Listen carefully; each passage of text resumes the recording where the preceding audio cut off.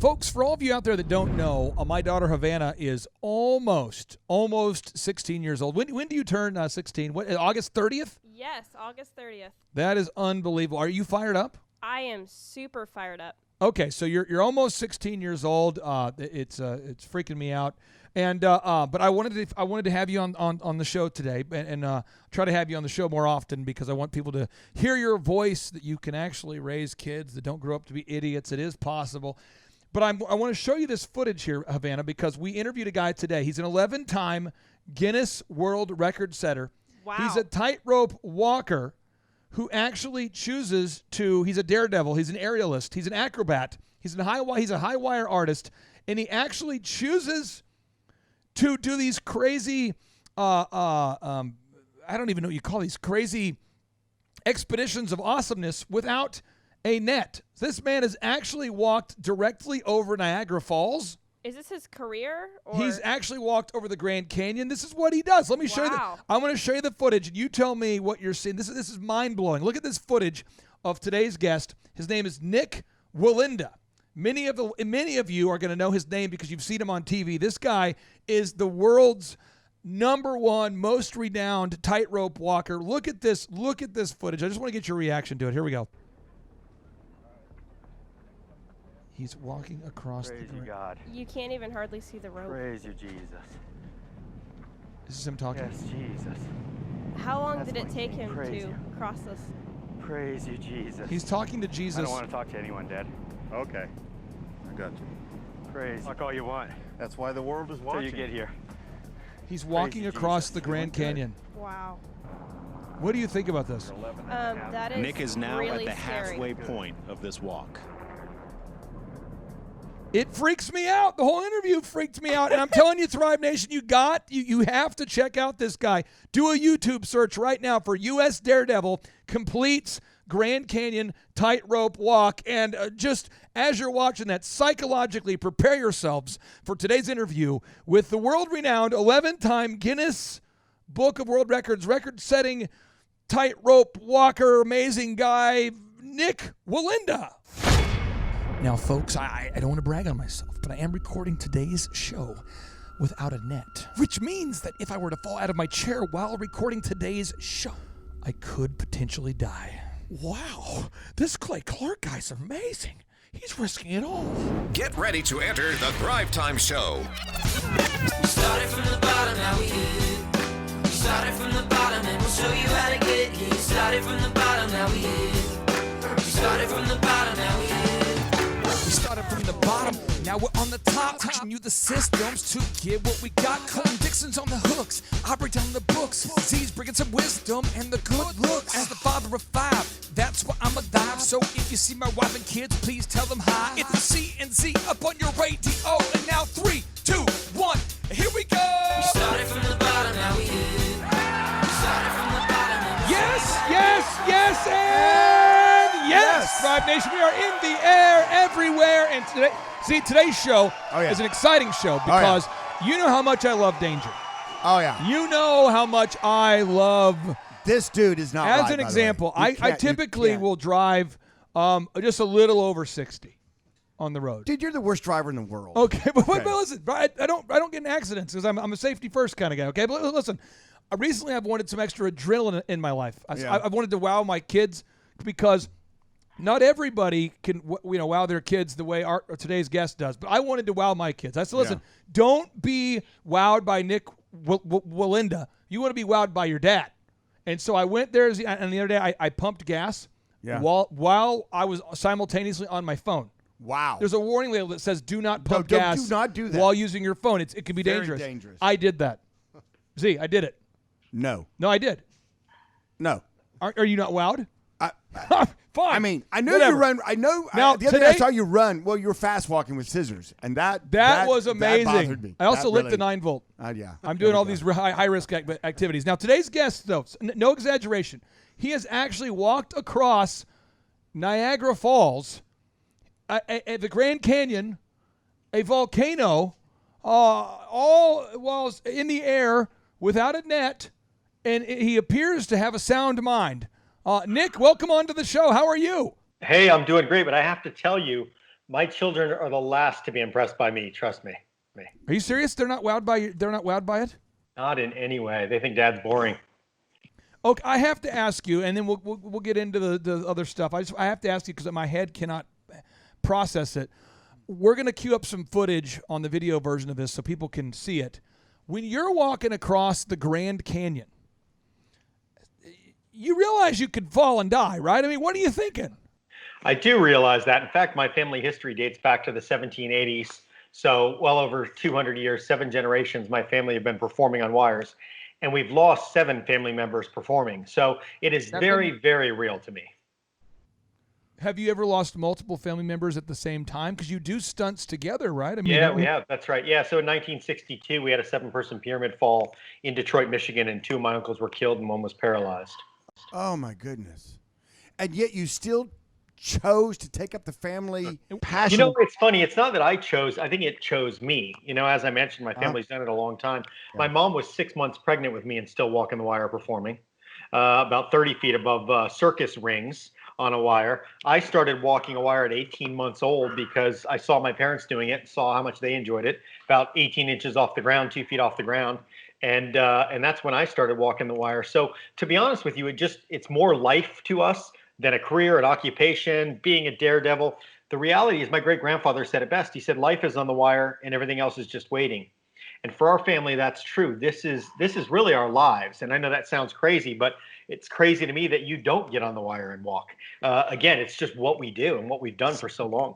What was your closest come to death moment? Have you had any? Yeah, I've had several of over the years. I would say I broke a world record live on the Today Show in 2008, I believe, and it was on a bicycle on a wire. And about 3/4 of the way through that walk, there was a catenary. So that means basically an engineering term for a smiley face. Started at one side, downhill, then back uphill. On the way back uphill, the back wheel started to slide. That was a point where it became oh so real to me. And also, I talk a lot about it in my latest book, which we're going to talk about soon. But an accident we had a few years ago where we had an 8-person pyramid collapse. I caught the wire, but the reality is I saw my life flash before my eyes for sure. Wow. Intense. When you catch the wire, do you just do a pull-up and then you're back? Yeah, so part of my training is to hold on to the wire, but basically catch the wire any way you can, arms, legs, whatever you can wrap around it. If I was hanging by just my arms, I would then, pull up, do a pull over, so my waist comes up over the wire, and then I can either stand back up or I can hold on. I train to hold on for about 13 to 15 minutes for all of my events. And I have rescue teams that can get to me, whether it be via a long reach lift or if it's over the Grand Canyon, they have carts that actually roll out on the wire to be able to get to me to bring me to safety. Wow. How do you know you're good at this before you do it? I mean, just as an example, if I said, hey, Z, let's go. I was inspired by Nik. Let's do it. Yeah, I was inspired by Nik. Come on now. And so I'm going to be juggling machetes. Yeah. Moving forward. Oh yeah. I have practiced with real machetes, just things that look like plastic machetes. But I'm ready to go with the real deal. Well, yeah, you are. How does one know that one is ready to go across Niagara Falls? You actually have the right formula. So you start out with machetes that aren't sharp, and you work your way up to sharp machetes. So I'll give you an example. For the Grand Canyon, we did studies. Jim Cantori's on my team for a lot of these events, and basically we'll do weather studies and wind studies with anemometers that showed that the winds would not exceed about 60 miles an hour at max while I was crossing. So part of my training was to train with 90-mile-an-hour winds so that I'm over-prepared for what I might face. Now, I will tell you, I got hit with 3 gusts of 48 miles per hour while I was walking that wire over the Grand Canyon. But the way that I'm able to stay calm is because I go back to my training immediately. When I train for an event, I train on a wire that is down low, that is rigged more unstable than the one that I'm going to be walking on, but also, again, trying to recreate the elements that I'll be facing. And then also, I'll walk that wire 4 or 5 times the distance I have to walk for the actual event down in a lower setting. At that point, the wire really isn't much different other than the height. So at that point, it's nothing but a mind game. How do you get paid? Do people pay you to do this? I mean, is it a thing where They do. So they pay you like a big? Just walk us through the mechanics, because this is a business show, and I want to get into your book, but I want to know how do you get paid?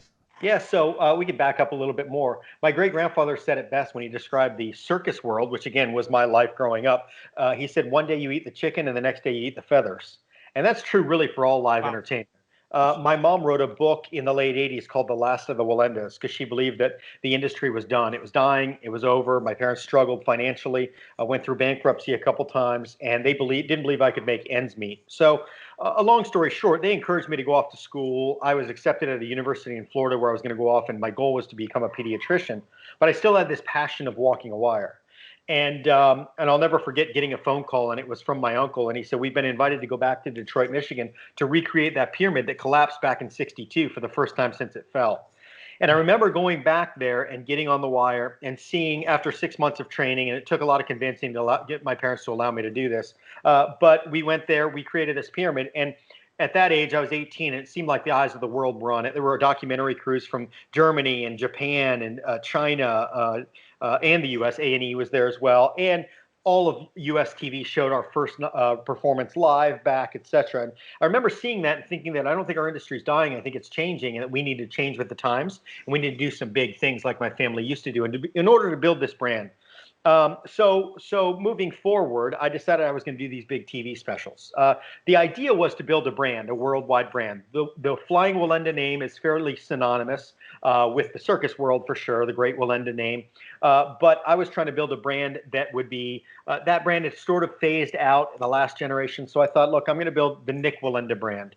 And that's when I decided I was going to walk across the Grand Canyon and Niagara Falls and seek these big specials. So to answer your question in a long way, networks pay, of course, for these stunts.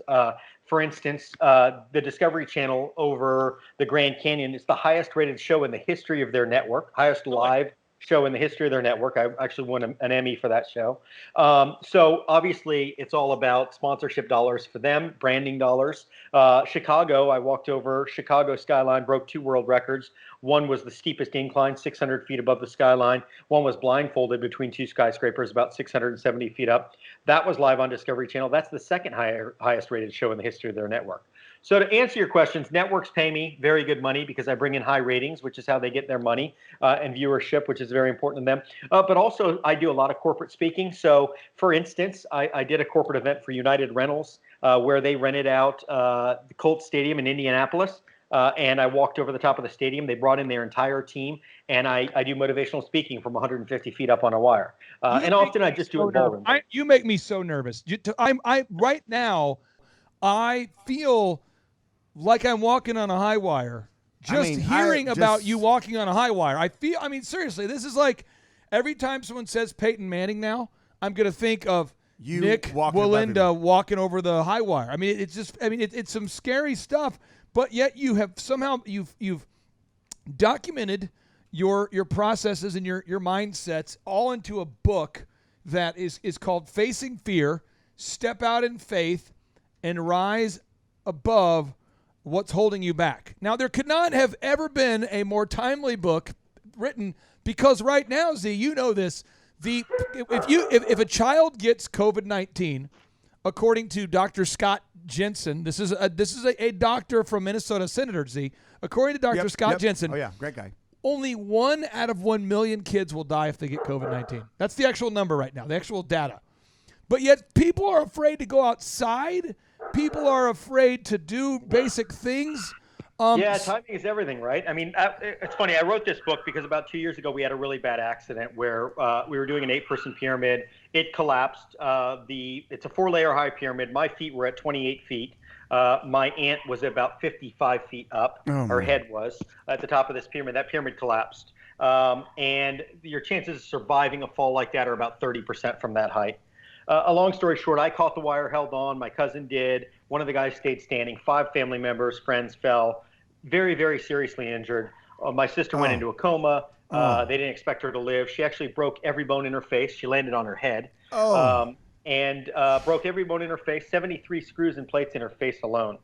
I went on to perform the next day, actually another corporate event where I got on a wire 150 feet above Amalie Arena in Tampa, Florida. Oh, my God. Spoke to a crowd of about 18,000 people. I went on to perform for 6 more weeks, but all the while burying this accident, just not not really acknowledging it, knowing it happened, visiting my sister, visiting all my family in the hospital. But my family's always lived by the words, the show must go on. I've adapted them to never give up. And that's what I did. Well, I took about a 6-week break. And after that 6-week break, we started training to headline on a show in New York City. And as we began to train, I began to experience fear, something I didn't know was in my DNA.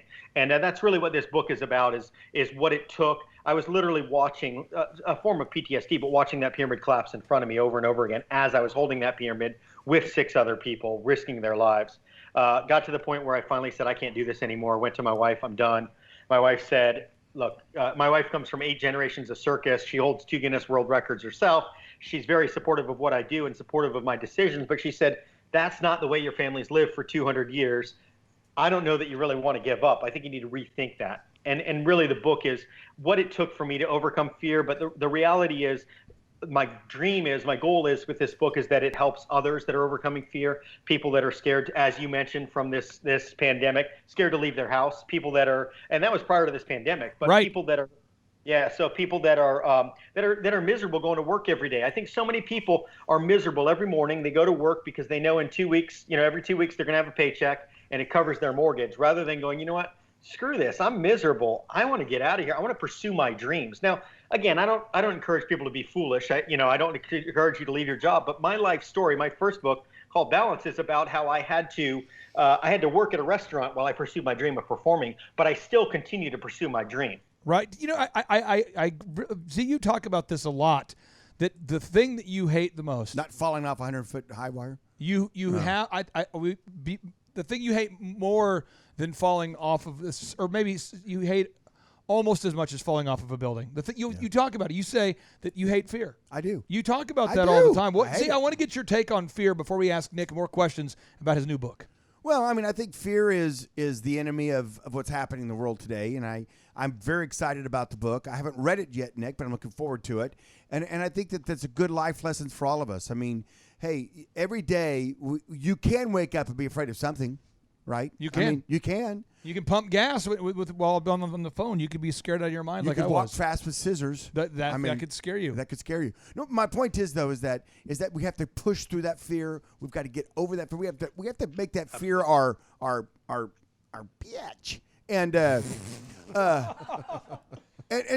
say no to it and live our life as if we're not being. I mean, you're going to let fear control you, and so many people are right now, Nick. You see that, right? I mean, Absolutely. And look, that I write a lot about that in the book, and I also write about the fact that there's a healthy fear and an unhealthy fear. There's a healthy fear that when I walk up to the edge of the building that says, hey, you know what? That's dangerous. You could fall. Be careful and be aware of your surroundings. But see, I take that fear and I turn it to respect. So what I mean by that is I respect that. I respect the edge of the building. I respect the snake. Yeah, I'll get near a poisonous snake, but I'm going to get close enough where he can strike me. I respect the spider enough, but I'm not going to get close enough if he's poisonous and I don't know about him to pick him up. So again, it is about having turning that unhealthy fear into a healthy fear, into a respect. And that's very important. Look, I think some of the greatest athletes in the world, I know several of them, and they get nervous before they go on the field, or the court. That is a respect for that sport. They respect that they have to deliver to that level. So they get knots in their stomach before a game often. Now, in your book, I understand you talk about finding your footing. What does it mean to find your footing?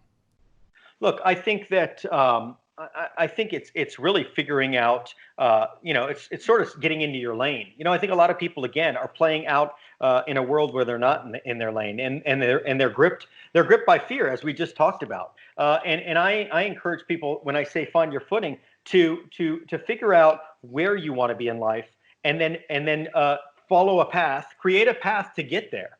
And once you do, then you'll know what your footing is. But again, so many people don't know. They're miserable every day. They're not happy. They're being, to be honest, brought to fear by things like mainstream media. Who, if I watch the news every day, if I hear a lie enough, I'll start to believe it. And that's just the reality. So no matter which side you sit on the fence, if you hear a lie enough, you'll start to believe it. And that is concerning to me about society as a whole. But again, I think there's a lot of fear mongering going on in our world right now. To quote, and I don't often on the show. James, you listen to the show a lot. James is an attorney here, by the way. He's from New York, and James is going to be asking you some questions in just a minute here, too. But, James, on the show, I try not to quote just a whole lot of Adolf Hitler. Can you go on the record of saying I try not to quote a ton of Adolf Hitler? Yes. I mean, not a whole lot, right? He's not really a motivational guy we want to refer to. He's the most terrible person in the history of the world that we know of. And Adolf Hitler says, if you tell a big enough lie, and he says if you tell it repeatedly, people will believe it. I'm quoting directly, Z. This is Adolf Hitler says, if you tell a big enough lie and tell it frequently enough, it will be believed. So we're having guys on our podcast like Dr. Ben Carson. Oh, yeah. Like Senator Scott Jensen. These are like very respected. I mean, Dr. Carson is probably one of the most respected doctors of all time. And these people are saying, hey, look, if you get COVID-19 and you are under the age of 18, you literally have a 1 in 1 million chance of dying. There can't be much lower of a risk thing for a kid to have, specifically as it relates to COVID-19. For all of the mothers out there that are watching this show, all the fathers watching this show, what advice would you have for them as it relates to their kids and the level of fear they are feeling right now about their kids going out amongst the rest of the world? What Nick, what's your take on that? I would relate it to a walk that I do. For instance, I most recently walked over an active volcano in Nicaragua live on ABC. Whoa. And in order to prep for that, I did studies of winds, I did studies of gases, I did studies with wire ropes and what would withstand the gases for months, let alone the days the wire would be up. What did I have to prepare for? So I did a bunch of research, and I did the research on my own. And why I say that is I think that people are so anxious and so quick to listen to what they hear rather than researching it on their own. And for me, that's how I've been successful in my world, is by doing a bunch of research. And that's how I've been able to safely break 11 Guinness World Records, because I've done research and preparation. So as a father who is a father of a 17-year-old daughter, I have a son who's 22 who serves our country as a Marine, and I've got a 19-year-old who serves in the U.S. Army, and then my daughter's 17, getting ready to go back to school. In fact, tomorrow is her first day of her senior year. Of course, if I listen to the media, immediately I'm going to freak out and say, how can she go there? She's going to get coronavirus, it's going to spread, and my daughter's going to die. But the reality is, if I do research, just like you mentioned, and what the odds are of her getting sick and dying, she has a much better chance of winning the lottery than contracting coronavirus and dying. So again, to me, life is about doing research. So many people this day and age, society, are a bunch of lemmings that just follow. Rather than doing research on their own and doing studying on their own and actually weeding out the facts. Now, I will say in their defense, this day and age, we are so inundated with people that are so far apart from one another that you don't know who to believe or what to believe. But again, do your research on your own. And usually I think that we find enough wisdom in what we learn to make the proper decision. But don't just listen to what you're told. Rapid fire questions now. James, you're an attorney from New York. Before I cue up your theme music here, will you tell Nick your last name so he can look you up later if he wants to? Nick, hi. My name is James DiCristofaro. I'm based in New York. That's where my office is, and I'm also expanding to Oklahoma. I picked up and left New York for a bit. And I met him 6 months ago, and I convinced him to live here. So he lives here now, and I spent several hours working on this theme song for our attorney friend Z from New York. It's really amazing. It's amazing. Z, you want to get the cowbell ready? Oh, yeah. Nick's going to love this. We're putting our reputations are at risk here. We're facing the fear. We have a fear of what this could do. He might not be impressed by the theme song. Again, this is the perfect song. Bold. This is the best we could do to come up with a theme song for an attorney from New York. Here we go.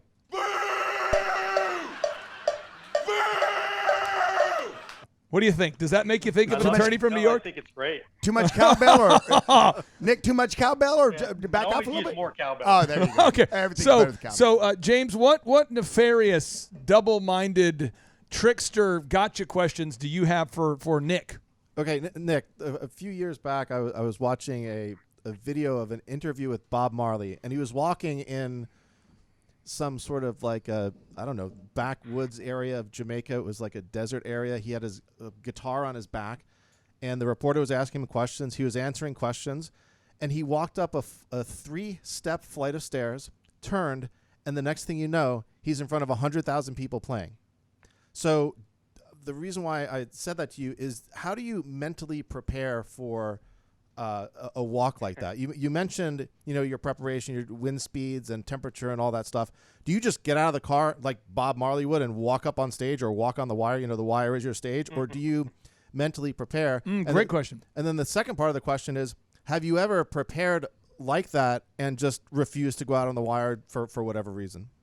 So as far as preparation goes, or moments leading up to the walk, generally I sleep very well. I'll sleep till 9-10 in the morning prior to a walk. So it's not as though I don't sleep the night before. But because it is so normal to me, even though it's in these unique locations which add greater challenges, it is similar to that. I will be having a conversation with someone and they go, oh, guess what, it's showtime, I need to get on the wire. There is a lot of mental preparation, physical preparation, but that's usually done months leading up to it. So by the time that I get to the location, for instance, Nicaragua, I can actually relax for a couple days and I will get into sort of a zone leading up to it. But again, I will be having a conversation like we are right now, and then step out on that wire over that volcano and make that walk. Part of that is, again, because I've done it for my entire life, that it is something that I'm very comfortable doing. Although, again, there are nerves, there are stress, there is that healthy fear. When getting ready to go across the volcano without a wire on a tightrope, when you were doing your research, did you discover that volcanoes are hot? Yeah, actually, there's 2,000 plus degree magma flowing at the bottom of this volcano. It was an fully active volcano that I walked over. Yeah, look, we do research for, basically I have a team and we sit in a room and determine what are the worst cases prior to even visiting a volcano. Okay, I want to walk over an active volcano. What are the issues with the volcano? So we hired a volcanologist from a university to join our team and say, here's the worst case. Here's what you're going to face. And then from there, we'll find the location. And then that location, we'll do location research for several months. And then after that, we'll string a wire and walk. Nick, what's the big tuna? What's something you're going, oh, yeah, I want that's in my wheelhouse. I'm going after that. Like, what's that? It's tough to continue to outdo myself. I do have several world records that are outside of wire walking, but I would love to do something in outer space. It wouldn't be wire walking, obviously, because there's no gravity there, but I would love to do the first stunt ever in outer space. So that's something that's on my mind. There are other walks that Have you talked to Musk? I have not, but that is obviously one of the first people that I'd love to. Can I say something? This is something that's interesting. The head of NASA, Jim Bridenstine, is one of Dr. Z's very good friends. Yeah, he is. Very good friends. And the Musky one, Elon Musk, is friends with the Bridenstine. So really, SpaceX. I think what you have to do when we get off, seriously, send your hottest clip to Z's cell phone, and then Z can see if he could introduce you, because I think that we could make that happen. Yeah, that could happen. That would be awesome. What kind of stuff? What kind of stuff are you thinking about? Have you thought eating about space ice cream up there, or what are you gonna do? You got it, space ice cream for sure. No, you can actually. There's been some studies done that you can make actually an untethered full orbit. Obviously, if you get pulled away, you'll never be seen again. But you can actually follow the orbit, make a full lap. So that's one that's been on my mind for a while that I think would just be obviously.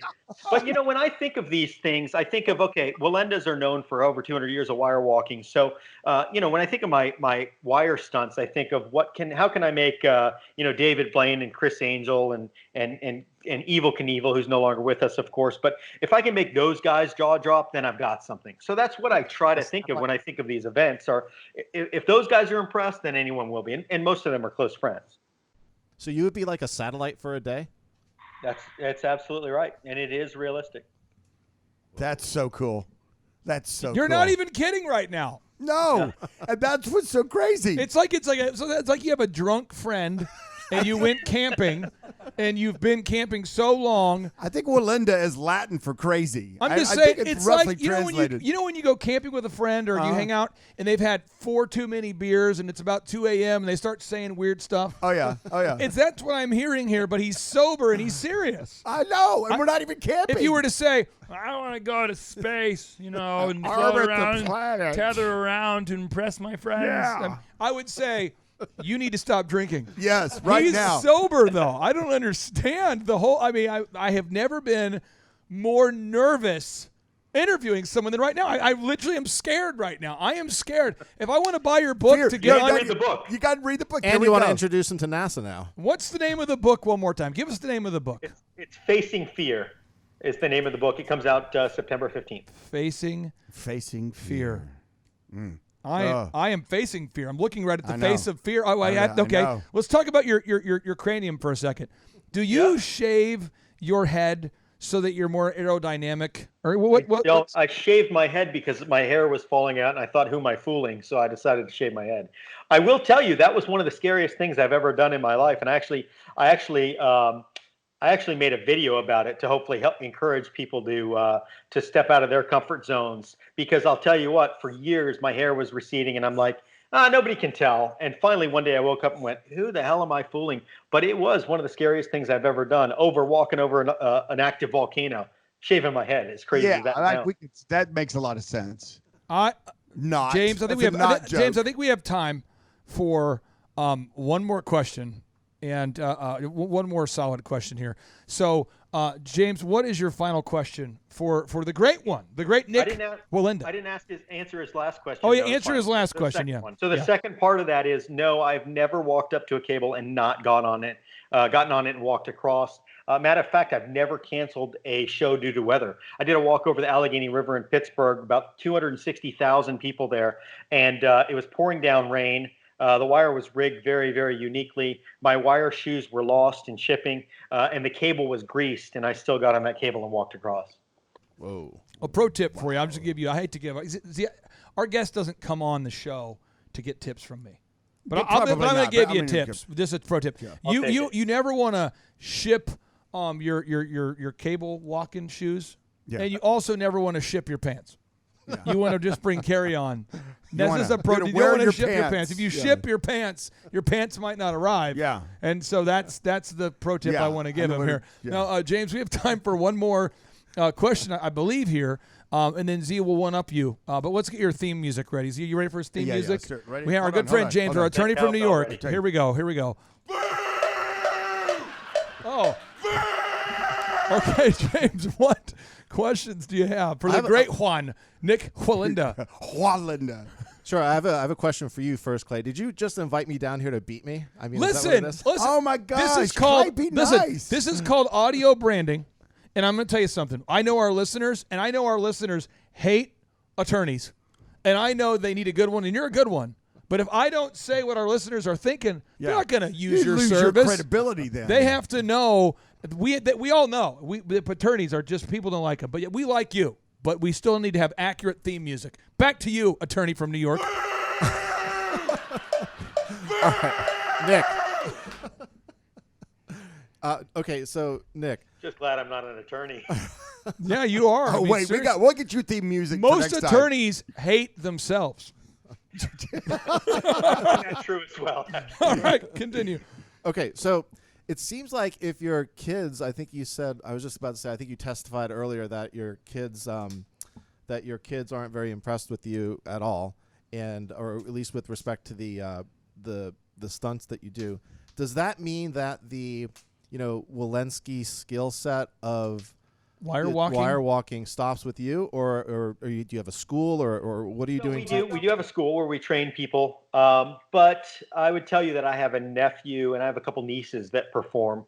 My children all are very, very good on the wire. I was just doing a shoot for Time Magazine here in Sarasota where I live, and my son was helping me, and he jumped on the wire. He was home from the Marines. And I was doing everything I could to knock him off the wire and couldn't push him off the wire. They were trained just like I was ever since they were 18 months, 2 years old on a wire. So they're very good, but it's very hard to impress your children is what I was meaning more than anything. For my kids to walk on a wire, for instance, that walk over the Allegheny River, they were much younger. And as I was walking, I remember looking over to the Fort Duquesne Bridge where my family, my wife and 3 kids were walking along, and they were fighting over their Game Boy as I was walking, or their DSi at the time. They were fighting over that as I was walking the wire because they wanted to play video games as I was walking. What, I guess my final question before Z one-ups me is this.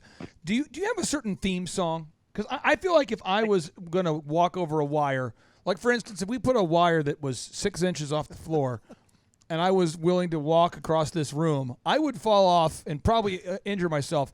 But I would at least have like a song in my head. I would be something, some sort of jam. Rocky or... Do you have a song that you listen to sometimes? I don't necessarily, of course, I listen to motivational music just because when I work out, I do the same. And when I'm practicing, same thing. But I'm guessing that the next time you have me on the show, I will have a theme song. A theme song? You know it. Wow. Okay. Z? That's a challenge. That is a challenge. And we're up to it, young man. We're up to it. You're not the only Wallenda trickery. We know a lot of guys that family walk stuff. across Niagara Falls. I mean, we know. Z, back to you. What's your final question? I walk every day. What's your final question, Z? Well, I guess we've kind of banged around quite a bit. I love the book comes out. He answered that question. And when does the book come out? When is the book? When can we buy the book? September 15th. Yep, September 15th. Online retailers, of course, in your local bookstore. If you're brave enough to go out there. In your mask. September 15th, okay, and we'll make sure this show comes out on the 15th because that's what we're going to do. How many times have you fallen? So in practice, I've fallen a lot. I have not fallen in any performances other than, I was training too back in 2017 when my sister fell to the ground. But I haven't fallen in a professional live setting since I've been an adult. When I was younger, a few times before I was 18, I did and caught the wire. In fact, I would say the most dangerous fall I ever took was because it was in between shows and I was resetting equipment, and there were a couple hot girls walking by, and I got distracted, no lie, and fell down to the wire and almost dropped the equipment I was carrying. That'll do it. I almost dropped my microphone when I saw this beautiful man on today's show. I almost was like, whoa, almost fell down right there. You're a beautiful man. You're a great guest. You're an author of a book. One more time, what's the name of that book? One more time. What's the name of your new book? Facing Fear is the name of the book. So facingfearbook.com, nikwallenda.com. You can find out all the information about me and upcoming tours. Brother, I appreciate you being on the show. You are a great American. And now, without any further ado, 3, 2, 1, boom! Boom. Boom. Boom. Why does this still keep happening to me? I don't know whose prayer I'm breaking into, but I'm breaking into somebody's prayer saying, Lord, why do I keep going through the same things over and over again? And the Lord sent me here to tell you the problem is with your default. Until you change your default, you will always go back to being who you were before because you have never changed your mind. You change your friends, you change your address, you change your phone number, you change the songs you sing, you change everything else, but you didn't change your mind. There's nothing as powerful as a changed mind. Boom! Nothing as powerful as a changed mind. Boom! Better get yours, cause I'ma take mine. Boom! Leave them where they got if they ain't ready. Used to have a lot of homies, now they dropping like a belly. I'm like, boom! We taking over, it's our time now. Boom! Oh, you ain't know, we about to thrive now. Big, overwhelming, optimistic, monumental, A-place. Hey, back, let me get them. Go get them, then. Hurdle every obstacle, trying to do the impossible. Turn my whole life around, haters thought it was comical. Had to make some moves, didn't even seem logical. Quarterback to play, man, I had to call it audible. Drop back, stop that. Rearrange or switch it up. Only got one life to live, it's best that you go live it up. Failure ain't an option, ain't no way that I can give it up. Hey, ain't knowledge, gon' pick it up. Nothing like your posse, look poppy, you cannot top me. They watch me and try to copy like Rocky, you cannot stop me. Hungrier than ever, we grinding all through the weather. We shining because we better get with us, we bout our cheddar. Once I change my mind, dog, trust me, ain't no going back. Coming for that top spot, I'm feeling like they owe me that. Time for us to level up, I feel like we've been holding back. Throw your hands up, say it with me if you know it, Dad. Boom! Nothing is powerful as I change mine. Boom! Better get yours, cause I'ma take mine. Boom! Leave them where they got if they ain't ready. Used to have a lot of homies, now they dropping like a petty. I'm like, boom! We taking over, it's our time now. Boom! Oh, you ain't know, we about to thrive now. Big, overwhelming, optimistic, momentum. Hey, Clay, hey, back, let me get 'em. Yeah. Came a long way from where I used to be. Don't even see life the way I used to see it. Old habits die hard, but you gotta leave them. If they ain't riding like a Harley, then you don't need them. You're cheering and you're clapping, I don't need that. Fake friends treat them like Fat Joe, make them lean back. Excitement, no vision, makes you blind, I can see that. Anything I think up in my mind, I can achieve that. I can make a million if I want to. I'ma keep it real cause I want to. Other women try to holler, girl, I want you. And disrespecting wifey's what I won't do. Gon' do your dance, gon' do your dance. If you really wanna change, gotta have a plan. Even when they sit down, I'ma take a stand. Throw your hands up, say it with me if you know it, man. Beliefs become your thoughts become your actions. So be intentional about where your passion is focused. There's no hocus pocus. We only live once, man, and you know this. You can't press the rewind, but you can make a beeline to the next level like you're headed for the tree line. I was born in Minnesota, moved to Oklahoma, incorporated both into my rhymes. Now it's time to show ya how a former stuttering student can turn out the raps with a lyrical miracle flow in the cash to match. Yeah, I'm imported, a Minnesota refugee, but I'm consistent as can be as I rap on hip-hop beats, bringing rappers and tax. Even though that I'm wise, I can play that funky music, but I ain't vanilla ice. Here we go, here we go, here we go, full scream. 3, 2, 1, dynamite on the scene. Boom! Nothing is powerful as I change mine. Boom! Better get yours, cause I'ma take mine. Boom! Leave them where they got if they ain't ready. Used to have a lot of homies, now they dropping like a petty. I'm like, boom! We taking over, it's our time now. Boom! Oh, you ain't know, we about to thrive now. Big, overwhelming, optimistic, momentum. Boom! And the Lord sent me here to tell you the problem is with your default. Until you change your default, you will always go back to being who you were before because you have never changed your mind. You change your friends, you change your address, you change your phone number, you change the songs you sing, you changed everything else, but you didn't change your mind. There is nothing as powerful as a changed mind.